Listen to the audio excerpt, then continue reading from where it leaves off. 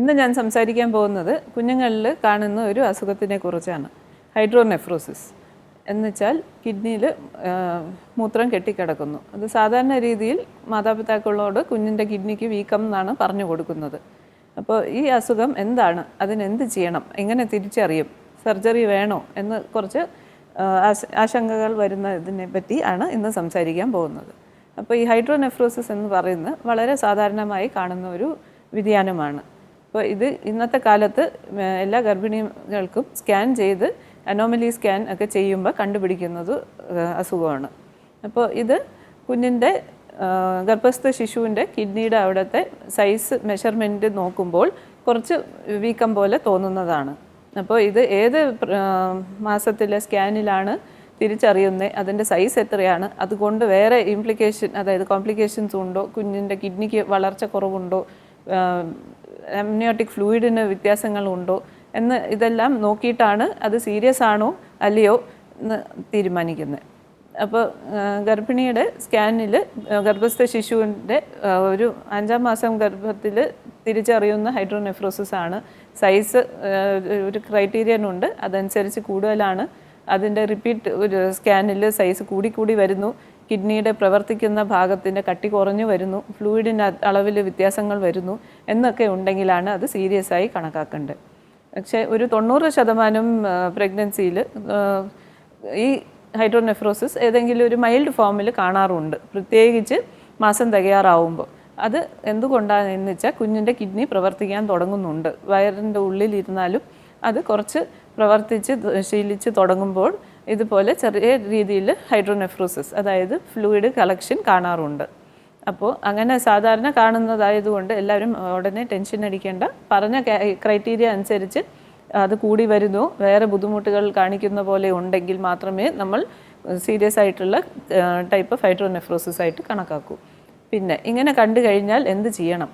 അപ്പോൾ ഗർഭിണി ടെൻഷൻ അടിക്കാണ്ട് ഇപ്പോൾ സുഖപ്രസവമോ സിസേറിയൻ ഡെലിവറിയോ കഴിഞ്ഞിട്ട് കുഞ്ഞ് ജനിച്ച ഉടനെ ആദ്യത്തെ 48 തൊട്ട് 72 മണിക്കൂറിനുള്ളിൽ കുഞ്ഞിൻ്റെ വയറിൻ്റെ സ്കാൻ എടുത്ത് നോക്കണം. അപ്പോൾ കുഞ്ഞിൻ്റെ കിഡ്നിയുടെ ശരിക്കുള്ള മെഷർമെൻറ്റ് അപ്പോഴാണ് നമുക്ക് കിട്ടുന്നത്. അപ്പോൾ കുഞ്ഞിൻ്റെ കിഡ്നിൻ്റെ മെഷർമെൻറ്റ് നോക്കി അതിലും ഈ ഫ്ലൂയിഡ് കളക്ഷൻ ഹൈഡ്രോനെഫ്രോസിസ് ഉണ്ടെങ്കിൽ അത് എത്രത്തോളം ഉണ്ട്, അതിൽ വേറെ ഞാൻ പറഞ്ഞ ലക്ഷണങ്ങൾ ഉണ്ടോ, അതുകൊണ്ട് കുഞ്ഞിന് ആരോഗ്യത്തിന് പ്രശ്നമുണ്ടാക്കുന്ന രീതിയിൽ ബുദ്ധിമുട്ടുകൾ ഉണ്ടോ എന്ന് നോക്കിയിട്ടാണ് ബാക്കി ടെസ്റ്റുകൾ ഉടനെ വേണോ താമസിച്ച് പതുക്കനെ ചെയ്താൽ മതിയോ എന്ന് തീരുമാനിക്കുന്നത്. അപ്പോൾ ആൺകുഞ്ഞായാലും പെൺകുഞ്ഞായാലും നമ്മൾ കുഞ്ഞിൻ്റെ സ്കാൻ നോക്കും. ആ സ്കാനിൽ വലിയ രീതിയിൽ ഹൈഡ്രോനെഫ്രോസിസ് ഇല്ല, 10 മില്ലിമീറ്ററിൽ കൂടുതൽ ഇല്ല എന്നുണ്ടെങ്കിൽ ഫോളോ അപ്പ് ചെയ്താൽ മാത്രം മതി. അതായത് ഒരു മാസം കഴിഞ്ഞ് വീണ്ടും അൾട്രാസൗണ്ട് ചെയ്ത് നോക്കുക. അതിലും ഇതേപോലെ സെയിം സൈസ് അല്ലെങ്കിൽ സൈസ് 1-2 മില്ലിമീറ്റർ കൂടുതലായതേ ഉള്ളൂ എന്നുണ്ടെങ്കിൽ പിന്നെയും ഒരു 3 മാസമൊക്കെ കഴിഞ്ഞിട്ട് വീണ്ടും അടുത്ത സ്കാൻ ചെയ്താൽ മതി. ഏതെങ്കിലും 2 സ്കാൻ തമ്മിലുള്ള മെഷർമെൻറ്റ് വ്യത്യാസം ഒരു 10 മില്ലിമീറ്ററിൽ കൂടുതലുണ്ട്. അതായത് പഴയ സ്കാനും പുതിയ സ്കാനും തമ്മിൽ പുതിയ സ്കാനിൽ 10 മില്ലിമീറ്ററിൽ കൂടുതൽ വീക്കം പെട്ടെന്ന് കൂടിയിട്ടുണ്ട് എന്നുണ്ടെങ്കിലാണ് നമ്മൾ അടുത്ത ലൈൻ ഓഫ് ടെസ്റ്റിലോട്ട് പോകുന്നത്. ഈ ടെസ്റ്റുകൾ എന്തിനാണ് ചെയ്യുന്നത്? ഈ ഹൈഡ്രോനെഫ്രോസിസ് സാധാരണ കാണുന്ന ടൈപ്പാണോ അതെയോ വേറെ ബുദ്ധിമുട്ടിൻ്റെ ലക്ഷണമാണോ എന്നറിയാൻ വേണ്ടിയിട്ടാണ് നമ്മൾ നെക്സ്റ്റ് ലൈൻ ഓഫ് ടെസ്റ്റിലോട്ട് പോകുന്നത്. അപ്പോൾ അത് എന്തൊക്കെ ടെസ്റ്റുകളാണ്? ഈ ഞാൻ പറഞ്ഞ പോലെ സൈസ് പെട്ടെന്ന് കൂടുകയോ അതെയോ ആദ്യം കാണുന്ന സൈസ് തന്നെ ഒരു 30 മില്ലിമീറ്റർ, അതായത് 3 സെൻറ്റിമീറ്റർ വീക്കത്തിനെക്കാട്ടിലും കൂടുതലാണെങ്കിലാണ് നമ്മൾ കുഞ്ഞിൻ്റെ കിഡ്നിയുടെ അവിടെ മൂത്രം കളക്ട് ചെയ്ത് താഴോട്ട് വരുന്ന ട്യൂബിലോട്ടുള്ള ജംഗ്ഷൻ, അതായത് പെൽവിക് യൂറട്രിക് ജംഗ്ഷനിലെ തടസ്സമുണ്ടോ എന്ന് ഒരു സംശയം വരുന്നത്. PUJ ഒബ്സ്ട്രക്ഷൻ ആണോ എന്നൊരു സംശയം വരും. അപ്പോൾ അങ്ങനെ ആണോ അതെയോ വേറെ വെസൈക്കോ യൂറട്രിക് റിഫ്ലക്സ് എന്ന് പറഞ്ഞ് വേറെ ഒരു വ്യതിയാനമാണോ എന്ന് അറിയാൻ വേണ്ടിയിട്ടാണ്. ഈ വെസൈക്കോ യൂറട്രിക് റിഫ്ലക്സ് എന്ന് വെച്ചാൽ കുഞ്ഞിൻ്റെ മൂത്രസഞ്ചിയിൽ നിന്ന് മൂത്രം ഒഴിക്കുന്ന സമയത്ത് കുറച്ച് യൂറിൻ തിരിച്ച് മുകളിലോട്ട് കയറി പോകാം. അത് ഒരു സാധാരണ കുഞ്ഞിൻ്റെ ഡെവലപ്മെൻറ്റിൽ അനാറ്റമി ട്യൂബിൻ്റെയൊക്കെ പൊസിഷൻ്റെ ഒരു വ്യതിയാനം കൊണ്ടാണ് ഇങ്ങനെ തിരിച്ച് കയറി പോകുന്നത്. പക്ഷേ അങ്ങനെ പോയി ഇൻഫെക്ഷൻ വരുമോ കിഡ്നി ഡാമേജ് ആവുകയോ ചെയ്യുവാണെങ്കിൽ അതിനെ ചികിത്സിക്കേണ്ടതാണ്. അപ്പോൾ സാധാരണ ഇങ്ങനെ കയറി പോവും, പക്ഷേ വേറെ ബുദ്ധിമുട്ടുകൾ ഉണ്ടാക്കാറില്ല എന്നുണ്ടെങ്കിൽ നമ്മൾ വെറുതെ ഫോളോ അപ്പ് ചെയ്യും. ഫോളോ അപ്പ് എന്ന് വെച്ചാൽ ഞാൻ പറഞ്ഞ പോലെ എല്ലാ 3 മാസം കൂടുന്തോറും ആദ്യത്തെ 1 വയസ്സ് വരെയും സ്കാൻ ചെയ്ത് നോക്കും. 1 വയസ്സ് കഴിഞ്ഞ് 6 മാസം കൂടുന്തോറും പിന്നെ 2 വയസ്സ് കഴിഞ്ഞ് കൊല്ലത്തിലൊരിക്കൽ ഒരു സ്കാൻ ചെയ്ത് ഇത് കൂടി വരുമോ കുറഞ്ഞു വരുമോ എന്താണെന്ന് നോക്കും. അപ്പോൾ ഞാൻ പറഞ്ഞ പോലെ ഏതെങ്കിലും 2 സ്കാൻ തമ്മിൽ സൈസ് പെട്ടെന്ന് കൂടിയതുപോലെ ഉണ്ട്, അല്ലെങ്കിൽ വേറെ കിഡ്നിയുടെ പ്രവർത്തിക്കുന്ന ഭാഗം, അതായത് പാരൻ കൈമയിലെ കട്ടി കുറയുന്നു, വേറെ ലക്ഷണങ്ങൾ എന്തെങ്കിലും ഉണ്ടെങ്കിലാണ് നമ്മൾ അടുത്ത സെറ്റ് ഓഫ് ടെസ്റ്റിലോട്ട് പോകുന്നത്.